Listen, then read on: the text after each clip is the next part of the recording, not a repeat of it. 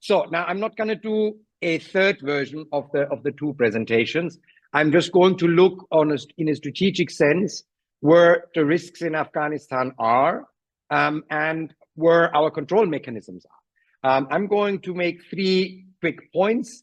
I'm going to look at sanctions structure as it stands today and the risk of aid diversion, the misuse of the charitable sector, just for everyone who's been working in counterterrorism for a longer period of time, the reminder that Afghanistan is the poster case pre-2001 of the misuse of the charitable sector for terrorism financing, and why this is a problem today. And of course, the drug industry, because I see some narratives emerging that are less than helpful. So let me look at the sanction system as it stands right now. These are the rules. And the problem I see with the rules is that the sanctions formulations, we had a perfect sanctions regime on Afghanistan when the Taliban took over accidentally, not by design, but we had a perfectly focused 1988 sanctions regime because most of the individuals who are in power again in Kabul now were in power until 2001 and responsible for harboring Osama bin Laden and Al-Qaeda in the terror camps. Now they are back in the very same position that they held by and large until 2001.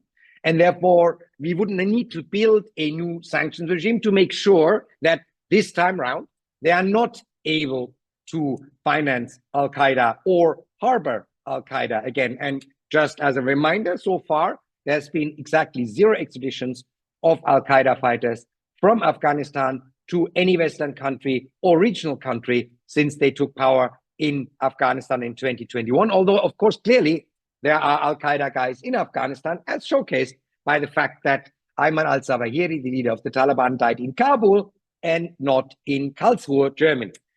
However, what happened concurrently is in December, on the correct assumption that with the breakdown of the republic, the internal chaos, as well as the takeover of the Taliban of power in Afghanistan, we would face a very different economic situation in Afghanistan. The Security Council, on the prompting of humanitarian organizations, decided on the first ever, in this case, sweeping humanitarian exemption. But in order to make sure that this exemption is balanced, it introduced this demand that when people who do activities related to basic human needs and humanitarian assistance may make serious, reasonable efforts to minimize the money that goes to listed individuals, i.e. the Taliban. The problem is that there are a couple of very undetermined terms here. Basic human needs, what does this mean? What does that mean in Afghanistan? And what are reasonable efforts? Apart from the fact that strongly encourages is the weakest of all legal languages in Security Council resolution.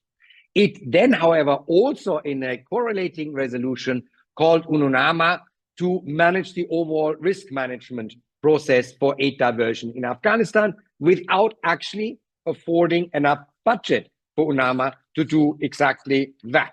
Now, why is this all a problem? Now, as I said, we have a long history. These are the organizations which were specifically set up in Afghanistan until 2001, that are ostensibly charitable organizations that were specifically set up to finance Al-Qaeda in Afghanistan that are still on the list today of the ISIL Al-Qaeda sanctions list. Now, this is only the shorter version. There were many more organizations that were set up in Afghanistan. Therefore, there is a problem with the misuse of the charitable sector in Afghanistan historically. Now, why would there be an assumption that this time around, with the same people in power in Kabul again, that their attitude towards misuse of charitable services to finance Al-Qaeda would be any different when they are in a physical sense able, including resisting pressure from the Pakistani government, to protect Al-Qaeda? Why would they protect them, but they wouldn't give them any money, especially since we have now a clear indication both from SIGA as well as from the UN itself that aid diversion since 2021 has gotten worse. However, the aid diversion today is done very differently than it was until 2001. In 2001, the aid diversion was very direct, i.e. the Taliban would go to any major humanitarian organization and simply demand openly in the central office a cut of the proceeds. Now, this year, this time round, they are very proud to announce that there are now in 2023 alone over 350, they say 355 new local NGOs, and that the total number of local NGOs in 2023 is 2,121. What does that mean? That means the Taliban have understood that exploiting the World Food Programme or the UN officers or the Norwegian Refugee Council or the International Committee of the Red Cross directly could generate a political problem over time, and allowing much more local NGOs to be established, because while there would be a press report about the International Committee of the Red Cross or the World Food Programme being extorted by the Taliban, there is very unlikely that there is going to be press coverage, even if journalists would be allowed to travel there, of a local NGO in Uruzgan or in Khost or in Kandahar of being exploited by the Taliban. So essentially, they established a much more elegant way in which aid diversion is operationally implemented in Afghanistan, which also means our understanding of our aid diversion, the sums and the percentages in Afghanistan, is much harder now, because it's no longer the WFP or the World Food or the Norwegian Refugee Council that can provide data. They themselves need to check their local implementation partners, but because of the very unclear language in the resolution that are already outlined in my very first slide, there is really not a strong push to set up stronger and better and more effective data collection controls on those local implementation partners, especially since the Security Council decided to let the risk management unit in UNAMA do this work without actually providing the risk management unit with the appropriate staff or the budgeting, while at the same time, one has to take into consideration that there is really no choice for those local implementation partners. So something has gone really awry. Why is this really highly problematic in the case of Afghanistan? Is because our friends, the Haqqani network, which were and are the main conduit between the Taliban and Al-Qaeda, because it was never the entire Taliban movement, not even the top leadership of the Taliban movement in Kandahar, that was particularly keen on having these strong contacts to Al-Qaeda and other Salafist organizations. But there is, of course, a faction within the Taliban, the Haqqani network, that is traditionally far more Salafi than Hanafi-oriented in its ideological outlook, and therefore perfectly placed to do this contact with Al-Qaeda. And of course, as our colleague Edmund and my colleagues have been pointing out, but also others, Al-Qaeda is, of course, growing again. Now we have the situation. The Haqqani network is now in the Ministry of Interior, in the Ministry of Refugees, in the Ministry of Higher Education, at the Central Bank of Afghanistan.